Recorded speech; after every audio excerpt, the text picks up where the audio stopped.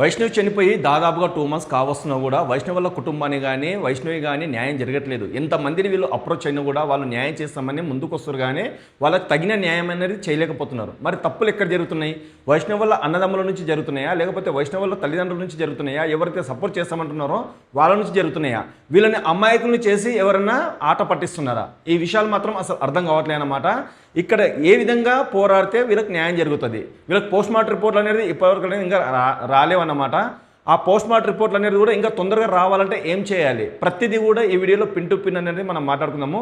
వైష్ణవి పైన మీకు ప్రేమ ఉంటే, ఆ అమ్మాయి పైన అనేది మీకు అభిమానం ఉంటే ఈ వీడియో మాత్రం స్కిప్ చేయకుండా చూడండి. ఈ వీడియో మీకు నచ్చితే like and share, subscribe, support చేయడం మాత్రం అస్సలు మర్చిపోకండి. ఎందుకంటే ఇది చాలా ఇంట్రెస్ట్గా ఉండబోతుంది.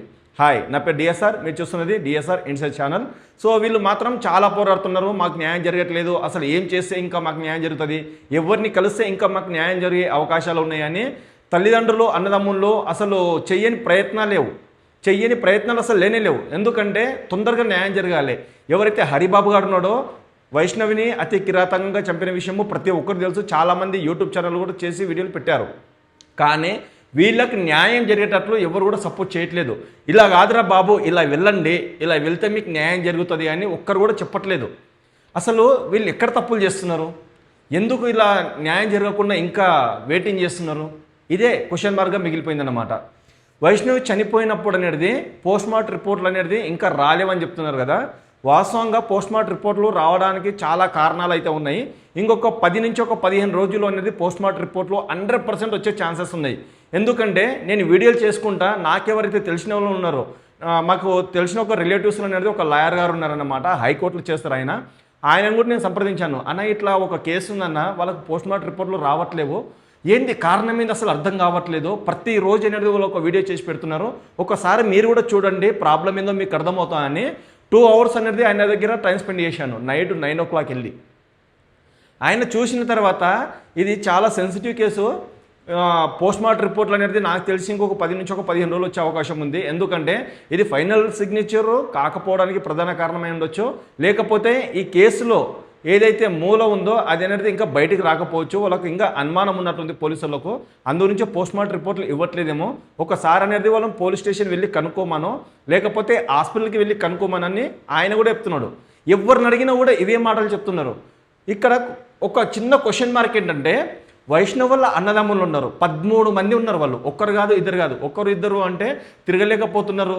ఇంకా పోరాణ్యకాలకి పోరాణ్యము ఇంకా చాలే అని ఒక ఉద్దేశం దగ్గర ఉండొచ్చు. 13 మంది ఉన్న తర్వాత ఒక ముగ్గురు డివైడ్ అయినా కూడా, నలుగురు డివైడ్ అయినా కూడా ఆ అమ్మాయికి అనేది 100% న్యాయం ఇప్పటికల్ జరిగిపోవాలి. ఒకరు పోలీస్ స్టేషన్ వెళ్ళి విచారణ చేయొచ్చు, ఒకరు ఏదైతే కేసు నడుస్తుందో లాయర్ గారి దగ్గరికి వెళ్ళి విచారణ చేయొచ్చు, హాస్పిటల్కి వెళ్ళి విచారణ చేయొచ్చు. ఇట్లా ఒక 15 to 20 days ఒకవేళ తిరిగినట్లు ఉంటే 100% వరకు న్యాయం జరిగేది. కాకపోతే వీళ్ళు అనేది అంత ప్రయత్నం చేయట్లేదని ఇక్కడ అర్థమవుతుంది. ఎప్పుడు చూసినా కూడా మాకు న్యాయం జరగట్లేదు. మీకు న్యాయం జరగాలంటే నేను ఇంతకుముందు కూడా చెప్పాను, మీ సర్కిల్లో ఎవరున్నారు అంటే ఒక బలమైన లీడర్ ఎవరున్నారు, ఆ బలమైన లీడర్ని పట్టుకోండి. మీకు సపోర్ట్ చేస్తాడు, మీ గురించి పోరాడతాడు అనే వ్యక్తి ఎవరైతే ఉన్నారో వాళ్ళని మాత్రమే పట్టుకోండి. నేను వాళ్ళ దగ్గర మాట్లాడతాను, వీళ్ళ దగ్గర మాట్లాడతాను, ఎంపీ దగ్గర మాట్లాడతాను, బట్టి విక్రమార్క గారి దగ్గర మాట్లాడతాను, రేవంత్ రెడ్డి గారి దగ్గర మాట్లాడతానని కళ్ళ కబుర్లు చెప్పే వ్యక్తులను పట్టుకొని మీరు మాత్రం టైం వేస్ట్ చేసుకోకండి. సీరియస్గా ఎవరైతే మీ గురించి పోరాడాలి అని అనుకుంటున్నారో వాళ్ళని పట్టుకోండి. ఇది చాలా ఈజీ అయ్యే వరకు అలాగానే చేస్తే 100% అనేది మీకు న్యాయం జరుగుతుంది. ఇంకొక విషయం ఏంటంటే, మీ అమ్మగారు ఉన్నారు కదా, మీ అమ్మగారిని మాత్రము చాలా ధైర్యంగా ఉండమని చెప్పండి. ఆమె బిడ్డను కోల్పోయిన తర్వాత, వైష్ణవి చనిపోయిన తర్వాత వాళ్ళ తల్లి మాత్రము అసలు దీనస్థితిలోకి వెళ్ళిపోయింది. ఇంకా నా బిడ్డ లేదు, ఎంతో ప్రేమగా పెంచుకున్న నా బిడ్డని మాకు దూరం అయిపోయింది, ఈ భర్తకు ఎందుకు అన్నట్లుగా ఆమె మొత్తము లోపలనే కుమిలిపోతుంది. గ్లూకోజులు ఎక్కిస్తున్నారు, తినలేని పరిస్థితిలో ఉంది. ఇలాంటి పరిస్థితి అనేది ఆమె ధైర్యాన్ని కోల్పోవడానికే ప్రధాన కారణము. ఆమె ధైర్యంగా ఉండి ముందడుగు వేయమని 100% ఆడపిల్ల అనేది ముందడుగు వేస్తే న్యాయం జరిగి తీరుతుంది. 100% చెప్తున్నాను, న్యాయం జరిగి తీరుతుంది. ఫస్ట్ మీ అమ్మని ధైర్యంగా ఉండమని చెప్పండి. ఆమె డీలవడిపోయి మంచానికి పరిమితం అయిపోయి మీరు కూడా తల్లి దగ్గర ఉండి తల్లికి సేవలు చేస్తారు కాబట్టి అది చాలా మంచి విషయము. ఇప్పుడు హెల్త్ బాగాలేదు కాబట్టి తల్లికి సేవలు చెయ్యాలి, ఇంకా మా అమ్మని బ్రతికించుకోవాలని మీరు అనుకుంటున్నారు. మీ అమ్మనే ధైర్యంగా ఉంటే ఇలాంటి కొన్ని ప్రాబ్లమ్స్ నుంచి మీరు బయటపడ్డ వాళ్ళు అవుతారు. ఫస్ట్ అమ్మను ధైర్యంగా ఉండమని చెప్పండి, మంచి హాస్పిటల్లో చూపించండి, మంచి హాస్పిటల్లో చూపించి అమ్మకు ధైర్యాన్ని అయితే ఇవ్వండి. అమ్మ నిలబడ్డది అనుకోండి 100% వైష్ణవికి న్యాయం జరగకపోతే అప్పుడు మాట్లాడండి. చాలామంది కూడా వీడియోలు చేసి పెట్టారు, వాళ్ళకు అనేది డబ్బులు లేవు, వాళ్ళకి డబ్బులు వస్తున్నవి అని. నేను కూడా ఒక వీడియో అయితే చేసి పెట్టాను 14 లక్షలు వస్తున్నాయని. మీ దగ్గర 14 లక్షలు కాకపోయినా 10 లక్షలన్నా ఉండింటాయి కదా, మీకు ఎర్నింగ్ రావట్లేదు. మీకు ఎర్నింగ్ రావట్లేదు కాబట్టి మేము సపోర్ట్ చేయడానికి సిద్ధంగా ఉన్నాం. ఎవరైతే యూట్యూబర్స్ ఉన్నామో వాళ్ళమనేది సపోర్ట్ చేయడానికి సిద్ధంగా ఉన్నాము. కానీ ఒక పని చేయండి, ఎందుకంటే చాలామంది అంటున్నారు వీళ్ళ దగ్గర డబ్బులు లేవు, ఫోన్పే పెడుతున్నారు, గూగుల్ పే పెడుతున్నారు, వీళ్ళకి ఇంకెన్ని డబ్బులు వేయాలి, వీళ్ళు వీడియోలు చేసిన డబ్బులు సరిపోవట్లేవా అని అంటున్నారు. వాళ్లకు నోర్లు మూపియాలంటే మీరు ఒక పని చేయండి. ఇప్పటివరకు మీ రెవెన్యూ ఉంది కదా, ఒకసారి స్క్రీన్ షాట్ చేసి ఒక వీడియో చేయండి. మీ అందరు అన్నదమ్ములు మీ ఛానల్స్ ఉన్నాయి కదా, అసలు ఎంత వచ్చింది మీకు అమౌంట్ అసలు మీకు వస్తుందా వస్తలేదా, వాళ్ళ నోర్లు మూయాలంటే చేయక తప్పదు కొన్ని సార్లు. ఎందుకంటే బలమైన రీజన్స్ ఉంటే ఎదుటోడు అనేది నోరు మూస్తాడు. కూర్చొని స్క్రీన్ షాట్ తీసుకొని మీకు ఎంత అమౌంట్ వస్తుంది, వైష్ణవి చనిపోయిన తర్వాత అనేది వీడియోలు పెట్టారు కదా, ఆ వీడియోలకు అనేది మీకు ఎంత అమౌంట్ వచ్చిందో ఒక వీడియోలు చేయండి. చేసే ఒకరికి అయితే మీరు ఇవ్వరు కదా, మీ దగ్గర బలవంతంగా అయితే ఒకరు గుంజుకోరు కదా, దానికి భయం ఎందుకు పడుతున్నారు? మీకు డబ్బులు తక్కువ పడితే మేము ఇవ్వడానికి రెడీగా ఉన్నాం, మాకు తోచిన సహాయం మేము చేస్తాము. మీకు 10 లక్షలు రాని 20 లక్షలు రానబ్బా, ఆల్రెడీ అమ్మాయి చెప్పింది కదా 20 లక్షల అప్పు ఉంది, ఆ అప్పు మీద అనేది మాకు ఒత్తిడి ఉంది, ఆ ఒత్తిడి వల్ల కూడా హెల్త్ అనేది ప్రాబ్లంలో ఉంది అని చెప్తున్నారు కదా. ఒకవేళ మీకు డబ్బులు వస్తే ఆ అప్పు కట్టేసుకోండి. ఇంకా మీకేమైనా లాయర్కు కానీ హాస్పిటల్ కానీ పోలీస్ స్టేషన్లో కానీ మీకు డబ్బులు అవసరం పడితే అప్పుడు అనేది ఎవరైతే యూట్యూబర్స్ ఉన్నారో మీ చెల్లి పైన వీడియోలు చేసి పెట్టారో వాళ్ళని అడగండి, ఆ రైట్స్ మీకున్నవి. అన్న మాకు గిట్ అయింది, చెల్లి వీడియోలు పెట్టుకున్నారు కదా, దానికి వెళ్ళి ఎంతనో అంతా మాకు ఇవ్వండి అని చెప్పండి, హ్యాపీగా ఇస్తారు. నేను కూడా ఇస్తానబ్బా, హ్యాపీగా ఇస్తా. కాకపోతే మీరు మాత్రము ఎందుకంటే భిక్షం ఎత్తుకోవడానికి రాలేదు, న్యాయ పోరాటం చేయడానికి వచ్చారు. ఆ న్యాయం మీకు జరగాలి. ఆ పోరాటంలో అనేది మేము కూడా భాగస్వాములమే. చెల్లి గురించి అనేది ఎంతవరకు అనేది రావడానికి మేము సిద్ధమే. అది మీరు ఎందుకు మర్చిపోతున్నారు? భిక్షాటన ఎందుకు చేస్తున్నారు? 5 రూపాయలు వచ్చినాయి, 10 రూపాయలు వచ్చినాయి, ఫోన్పే పెడతాను, స్కానర్లు పెడతాము, మీరు మాకు అమౌంట్ వేయండి, వద్దు. అవల్ల మీరు చిన్న చూపు కాకండి. ఆ చెల్లెల ఆత్మకు శాంతినివ్వండి. చనిపోయి ఎక్కడో ఉంది స్వర్గంలో, ఆత్మగా తీరట్లేదు, లేకపోతే శ్వేతనాగా తీరట్లేదు, అవల్ల బుల్షిట్ మాటలు.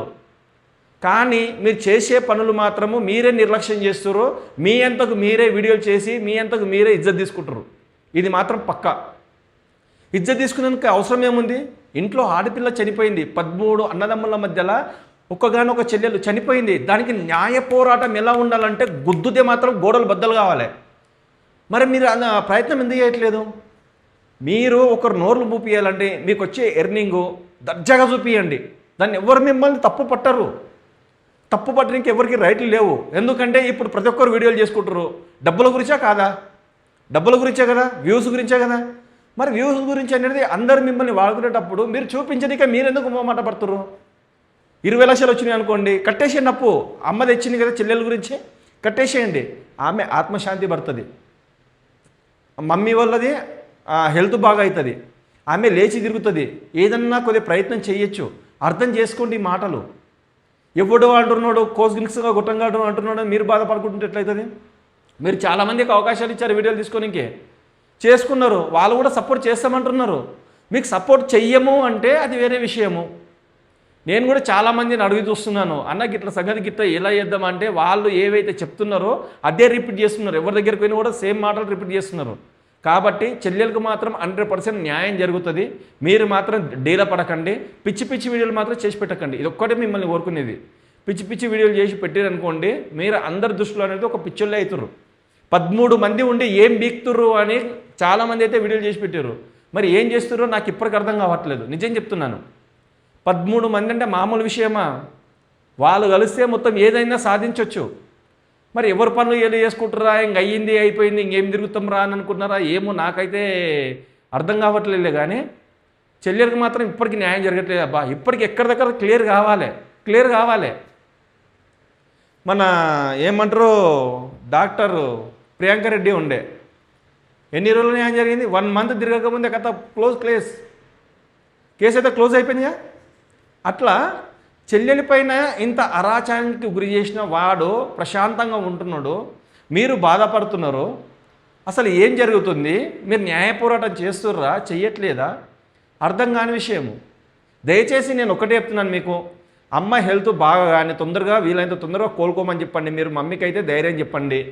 ఆమె లేచి నిలబడ్డది అనుకోండి, మీకు 100% న్యాయం క్లియర్ అయినట్లు లెక్క. మీరు అందరు ఇంటికనే కూర్చొని బాధపడుకుంటూ ఉంటే ఏమీ జరగదు. పోలీస్ స్టేషన్ వెళ్ళండి, 2 రోజులకో 3 రోజులకో ఒకసారి వెళ్ళండి. ఏమైంది కేసు, ఎన్ని రోజులు పడతా అని ఒక మంచి లీడర్లు మీకు సపోర్ట్ చేయడానికి ముందుకు వస్తున్నారు. వాళ్ళని పట్టుకొని ముందుకు వెళ్ళండి, 100% న్యాయం చేస్తారు. అక్కడ కాకపోతే హాస్పిటల్కి వెళ్ళండి, రిపోర్ట్లు ఎందుకు రావట్లేదని అడగండి. హైకోర్టులో కేసు వేసారా, ఏ కోర్టులో కేసు వేసారు, ఒక మంచి లాయర్ని పెట్టుకోండి. మీకు డబ్బులు తక్కువ పడితే మమ్మల్ని అడగండి, మేము వేస్తాము. యూట్యూబర్లు అందరూ వేయడానికి సిద్ధంగా ఉన్నారు. ఏ యూట్యూబర్లు కూడా ఒక సబ్స్క్రైబర్స్ కానీ ఒక వ్యూవర్స్ కానీ డబ్బులు వేయరు. ఇది మాత్రం బాగా గుర్తుపెట్టుకోండి. నేను లాస్ట్ వీడియోలో కూడా చెప్పాను. కాకపోతే ఒక యూట్యూబర్కి మాత్రం ప్రాబ్లం వస్తే ఆ వ్యూవర్సు ఆ సబ్స్క్రైబర్సు ముంగడికి వచ్చి సపోర్ట్ చేయడానికి రెడీగా ఉంటారు. అంత మంచి సబ్స్క్రైబర్స్ వ్యూవర్స్ ఉన్న తర్వాత మీరు ఎందుకు బాధపడుతున్నారు? వాళ్ళకి తోచిన సాయం వాళ్ళు మళ్ళీ కూడా చేస్తారు. మీరు ఫస్ట్ ప్రయత్నం చేయడం మొదలుపెట్టండి, అప్పుడు మాత్రము మీకు న్యాయం జరుగుతుంది. అప్పటివరకు మీకు న్యాయం జరగదు. ఓకేనా? సో ఈ వీడియో మీకు ఎలా అనిపించిందో కామెంట్ రూపంలో మాత్రం కామెంట్ చేయండి. వీళ్ళు చేసిన తప్పులు నిజమా అబద్ధమా అది కూడా కామెంట్ చేయండి. ఈ వీడియో మీకు నచ్చితేనే సబ్స్క్రైబ్ చేసుకొని సపోర్ట్ మాత్రం చేయండి. వీలైనంత ఎక్కువ మందికి మాత్రం ఈ వీడియో చేరవేసినట్టు చూడండి. ఎందుకంటే ఈ వీడియో చాలామందికి చేరాలి. వీళ్ళకి సపోర్ట్ దొరకాలంటే చాలామందికి వెళ్తేనే ఈ వీడియో వాళ్ళకి సపోర్ట్ అనేది ఇంకా కొద్దిగా బలంగా దొరుకుతుంది. వాళ్ళ అమ్మ కూడా అనేది కొంచెం బలంగా నిలబడుతుంది. ఇప్పుడు మంచానికి పరిమితం అయిపోయింది. వాళ్ళ అమ్మ మాత్రం మంచానికి పరిమితమైన రోజులు వీళ్ళకి మాత్రం 100% న్యాయం జరగదు. వీళ్ళ లోపల అనేది ఒక గడుసు లేదు, ఒక ధైర్యం అనేది వీళ్ళ లోపల నింపాలి. అంటే మనం అందరం ముంగడికి వచ్చి వీళ్ళకి ధైర్యాన్ని నింపాలి.